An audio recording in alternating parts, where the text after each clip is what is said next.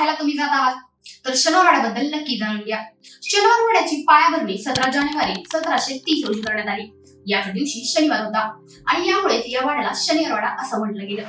वाड्याची इमारत 6 मजली होती. असं म्हटलं जातं की इमारतीवरून आळंदीचा कळस आणि पर्वतीचं दर्शन व्हायचं. या वाड्याला दिल्ली दरवाजा, गणेश दरवाजा, मस्तानी दरवाजा आणि कवठी दरवाजा, त्याचबरोबर जांभळी दरवाजा असे 5 दरवाजे होते.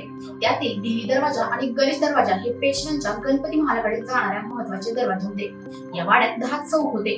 त्यापैकी फडाचा चौक, बोपोळीचा चौक, नवा चौक आणि ताक चौक हे 4 चौक महत्वाचे मानले जायचे.